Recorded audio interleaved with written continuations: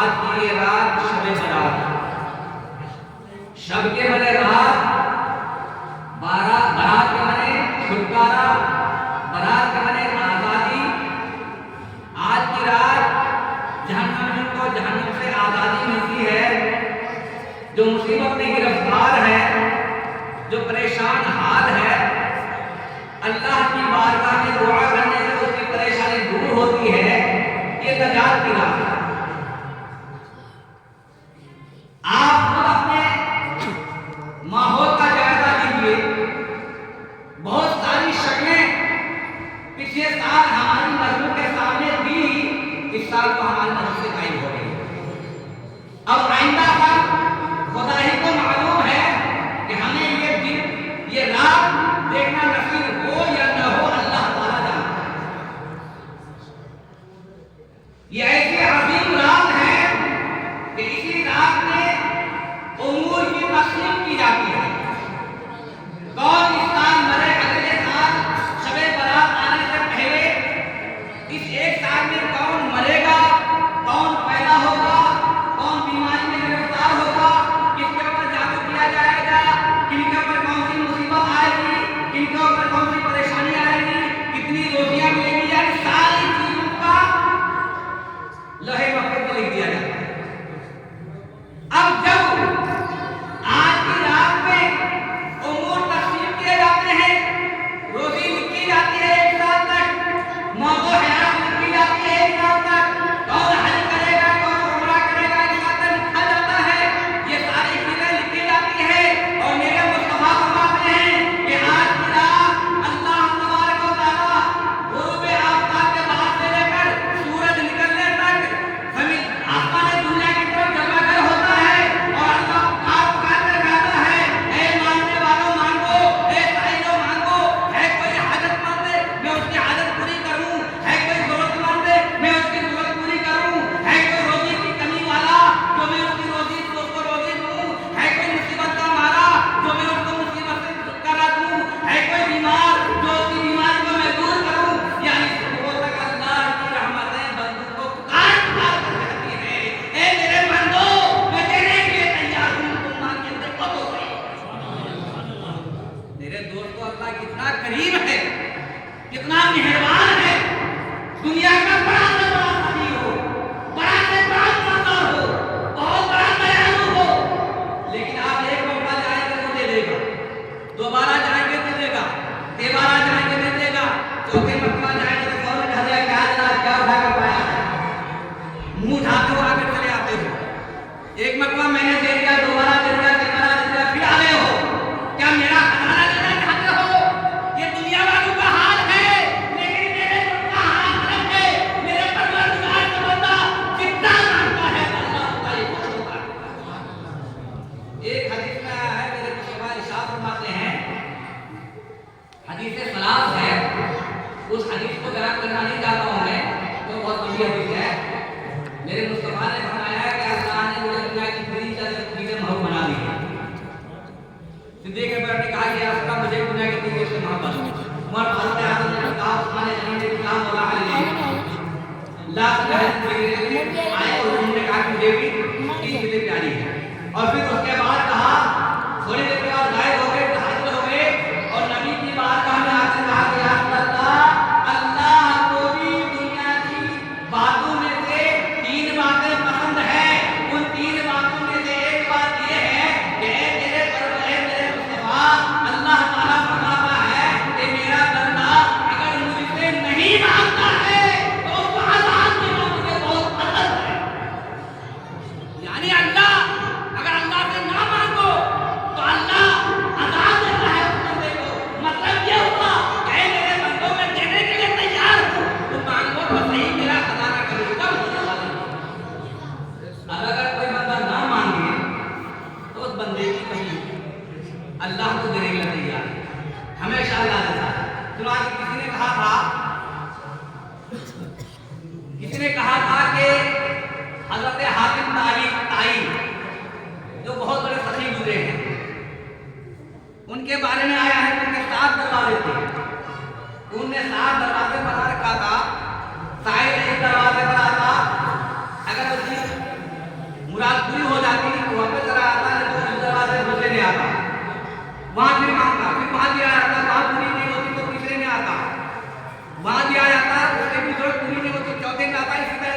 वाले के साथ ले जाता है। तो किसी ने गुलाम मुस्तफा से फकरिया कहा, ये हातिम ताई बहुत बड़े सखी थे, बहुत बड़े दयालु थे, 7 दरवाजे उन्होंने बना रखे थे। साईं एक से अगर पेट नहीं भरता दूसरे में जाता, उससे पेट नहीं भरता तीसरे में जाता, 7वें में जाता। गुलाम मुस्तफा ने जब सुना तो उसने कहा कि तुम हातिम ताई को 7 दरवाजे बना रखे थे कि एक से ना भरे दूसरे में जाए, दूसरे से ना भरे तीसरे में जाए, तीसरे से ना भरे चौथे में जाए।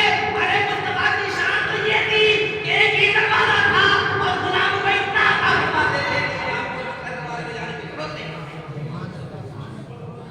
नबी ने एक ही दरवाजा बना रखा था, लेकिन इतना बना उसका फरमाते, इतना बना उसका फरमाते कि दूसरे दरवाजे पे जाने की जरूरत नहीं पड़ती। और आला है बादल बरेली फरमाते हैं कि मेरे मुस्तफा ने कलमे ला के अलावा कभी ला नहीं सुना। ला कहते हैं नहीं को, जैसे अब किसी ने कोई मांगी हमने कहा नहीं दूंगा, अरबी में उसका वो है ला। तो कलिमा में आया ला इलाहा इल्लल्लाह, नहीं है कोई माबूद अल्लाह के सिवा। तो कलिमा में ला आया है, वो कलिमा आपका भी है, हमारी भी है, हम सबका का भी है। फर्क इतना है कि हम और आप पढ़ते हैं ला इलाहा इल्लल्लाह मुहम्मदुर रसूलुल्लाह, और मुस्तफा फरमाते थे ला इलाहा इल्लल्लाह अना मुहम्मदुर रसूलुल्लाह। ये नहीं है कोई माबूद अल्लाह के सिवा और मैं अल्लाह का बंदा और उसका रसूल। तो कलमे ला में ला का लफ्ज़ आया है, तो मेरे मुस्तफा ने वहां ला फरमाया है, इसके अलावा कभी मुस्तफा की ज़बान से ला नहीं निकला, हमेशा ला है, आपने हाँ ही कहा। तो आज की रात ये बख्शिश की रात है, आज की रात तौबा की रात है, आज की रात रहमत लूटने की रात है, आज की रात मग़फ़िरत चाहने की रात है। बंदा अपने रब से जो चाहे मांगे, खुलूसे नियत से मांगे, तो अल्लाह तबारक व तआला उसको बेपनाह अता फरमाता है, हद से सिवा अता फरमाता है। मेरे मुस्तफा सल्लल्लाहु अलैहि वसल्लम इरशाद फरमाते हैं कि एक मरतबा हज़रत मुस्तफा जान रहमत सल्लल्लाहु अलैहि वसल्लम हज़रत आयशा रज़ियल्लाहु ताला अन्हा की बारी में रात को आधी रात हो गई, मुस्तफा घर से उठे और कहीं तशरीफ ले गए। हज़रत आयशा ने देखा, हाथ से टटोला, नबी को ना पाया, तो पीछे पीछे चुपके नबी के पीछे वो जाने लगी। चलते चलते उसने क्या देखा कि मुस्तफा जन्नतुल बकी में जाकर पहुंचे, हाथ उठाया, रब की बात कर रहे, दुआएं की। चुनांचे मुस्तफा ने पलट कर देखा, जब पलट कर देखा तो पता चला कि आयशा आई है। मुस्तफा ने इरशाद फरमाया, ए आयशा, तुम्हारे दिल में ये खौफ पैदा हुआ कि अल्लाह और अल्लाह के नबी तुमसे खियानत करेंगे। हज़रत आयशा ने अर्ज़ किया, या रसूल अल्लाह, ऐसा नहीं है, बल्कि मैंने ये सोचा कि शायद आप किसी दूसरी बीवी के पास गए होंगे। मुस्तफा ने फरमाया, ऐ आयशा सुनो, आज की ये रात 15वीं शब है, शब-ए बरात की रात है, शाबानुल मुअज़्ज़म की 15वीं रात है। आज की रात में अल्लाह तबारक व तआला कबीले कल्ब की बकरियों के बराबर, मानों के बराबर गुनहगार को बख्श देता है, मुआफ़ फरमाता है। मेरे दोस्तों, अरब में ये कबीले कल्ब एक खानदान है, इस खानदान में बकरियां बहुत ज्यादा पालते थे। तो मेरे मुस्तफा उस खानदान की तरफ इशारा करके बताना चाहते हैं कि मतलब ये है कि आज की रात में अल्लाह बेशुमार गुनहगारों को माफ करवा देगा, बेशुमार गुनहगारों को बख्श दिया जाता है। हदीस शरीफ में आया है कि इस महीने की 13वीं रात को मुस्तफा ने रब से अपनी उम्मत की बख्शिश चाही। अल्लाह ने फरमाया, मेरे हबीब 1/3 को मैंने मुआफ फरमा दिया। फिर 14वीं रात आई, 14वीं को फिर आपने बख्शिश चाही। अल्लाह ने फरमाया, मेरे हबीब आधे को मैंने बख्श दिया। फिर जब ये आज की रात आई, 15वीं रात आई, फिर मेरे मुस्तफा ने अपनी बात का अर्ज़ किया, मौला मेरी उम्मत को बख्श दे। अल्लाह तबारक व तआला ने फरमाया, मेरे हबीब जा, मैंने तेरी उम्मत को माफ फरमा दिया, मैंने तुझे शफाअत अता फरमाई। मेरे मुस्तफा फरमाते हैं, अल्लाह ने मुझे इख्तियार दिया कि मेरे हबीब, अगर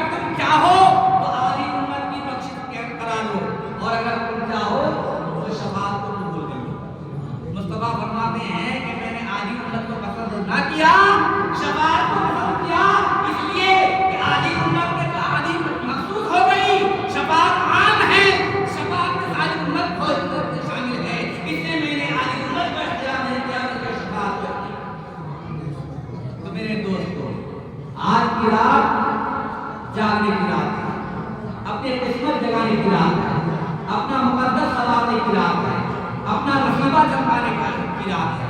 लेकिन एक बात याद रखिए, जैसे कि हर साल मैं बोलता हूँ और हर साल मैं देखता भी हूँ, एक शख्स वो है जो इशा के बाद आधा घंटा, 1 घंटा, 1.5 घंटा, 2 घंटा बैठकर अल्लाह का जिक्र अस्कार किए, जाकर सो गए, फजर के वक्त उठे, फजर की नमाज उन्होंने जमात के साथ पढ़ी।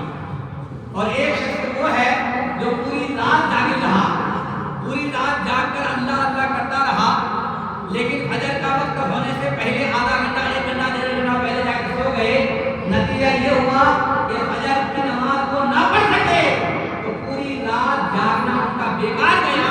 और वो शख्स जो पूरी रात नहीं जागा था, सिर्फ 1 घंटा जागा था या आधा घंटा जागा था या 1.5 घंटा, 2 घंटा जागा था, फजर की नमाज पढ़ी, उस 1 घंटा, आधा घंटा जागकर अल्लाह की इबादत करने वाला, सोने वाला, सुबह को उठकर फजर की नमाज पढ़ने वाला अफजल है, बेहतर है, आला है उस शख्स से जो पूरी रात जागकर फजर की नमाज पढ़ता है। याद रखिए, जितनी देर तक आप अपनी नींद के ऊपर काबू रख सकते हैं, उतनी देर तक आप अल्लाह की इबादत कीजिए, उसके बाद आराम से जाकर आप सो जाइए, चैन की नींद सो जाइए। लेकिन फजर के वक्त उठकर आप फजर की नमाज जरूर पढ़िए, ताकि इस रात के फैजान से आप मालामाल हो सके, इस रात की बरकतों से, रहमतों से, मग़फ़िरत से मालामाल हो सके। कहीं ऐसा ना हो जाए कि ये रात गुजर जाए और आपका हाथ खाली के खाली हो जाए, रह जाए, और फिर आइंदा साल ये रात हमें देखना नसीब ना हो। पर एक मरतबा दुआ, अल्लाहुम्मा सल्ली अला सय्यिदना मुहम्मद बारिक वसल्लम सलाम अलैका या रसूलल्लाह, सलाम वसलाम अलैका या हबीबल्लाह। मेरे दोस्तों, चूंकि ये रात रहमत की रात है, मग़फ़िरत की रात है, तौबा की रात है, उसी मुनासबत से मैंने कलाम पाक की आयत करीमा तिलावत की है, या अय्युहल्लज़ीना आमनू तूबू इलल्लाहि तौबतन नसूहा। ऐ ईमान वालों, सच्ची तौबा करो, पक्की तौबा करो। ये नहीं कि तौबा कर लिया, मौला आज के बाद मैं हराम माल नहीं खाऊंगा, मौला आज के बाद नाजायज़ माल नहीं खाऊंगा, और फिर कल आपने हराम माल खाना शुरू कर दिया। नहीं, पक्का तौबा करो, सच्ची तौबा करो, अटल तौबा करो, और फिर उस पर कायम रहो। और अगर जब तुमने सच्चे दिल से तौबा कर ली और उस पर कायम रहे, तो तुम्हारा मर्तबा क्या होगा, तुम्हारा मकाम क्या होगा। आओ हदीस की रोशनी में देखो, आओ हदीस की रोशनी में देखो। हज़रत ईसा अलैहिस्सलाम, हज़रत मूसा अलैहिस्सलाम का ज़माना है। हज़रत मूसा अलैहिस्सलाम के ज़माने में कहतसानी पड़ गई, बारिश नहीं। अब आप जानते हैं बारिश ना हो तो क्या हाल होगा, अनाज पैदा नहीं होगी, सब्जी नहीं उगेगी, घास नहीं उगेगी, इंसान भी मरेगा, जानवर भी मरेंगे, सब चरिंदे परिंदे भी मरेंगे। लोग परेशान हो गए। मूसा अलैहिस्सलाम की बारगाह में आया, कहा कि ऐ अल्लाह के नबी, रब से दुआ कीजिए, अल्लाह बारिश दे, बरसाए, हमें सैराब करे। हज़रत मूसा अलैहिस्सलाम ने ऐलान किया कि चलो सबके सब हम मैदान में चलो। 70,000 का मजमा हुआ, कितना?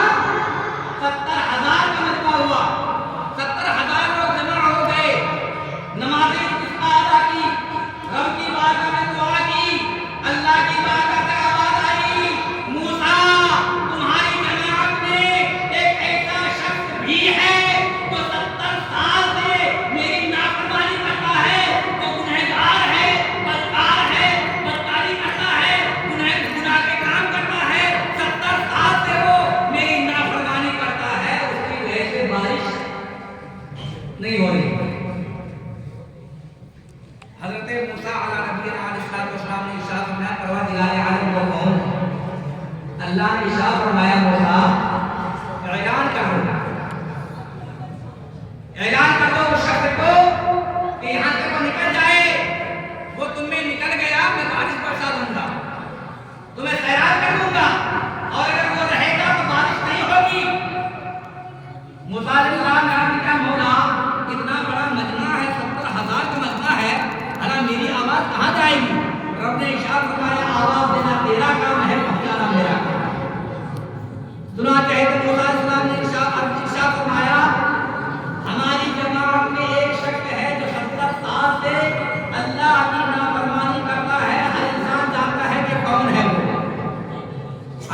जानता है कि कौन है वो, लिहाजा वो निकल जाए ताकि उनकी जाने की वजह से लोग सैराब हो जाए। वो नहीं निकलेगा, बारिश नहीं होगी, उस एक की वजह से सारे लोगों के ऊपर अज़ाब आया हुआ है, सारे लोग मरेंगे। जब ये ऐलान किया तो गुनहगार ने जब ये ऐलान सुना, मेरे दोस्त को सुनो और अपने कलीजे को ठंडा करो कि अल्लाह कितना रहीम है, कितना करीम है, कितना मेहरबान है।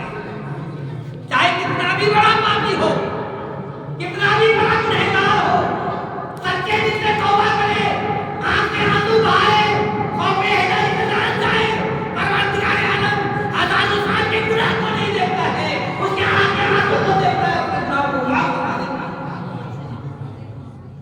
जब हज़रत मूसा इस्लाम ने ये ऐलान किया तो अब वो बाकी सोचने लगा कि मैं क्या करूं। अगर जाता हूं तो लोग जान जाएंगे 70 साल से लोग मुझे नहीं जानते थे मैं क्या हूं, 70 साल से मुझे जानते नहीं थे लोग।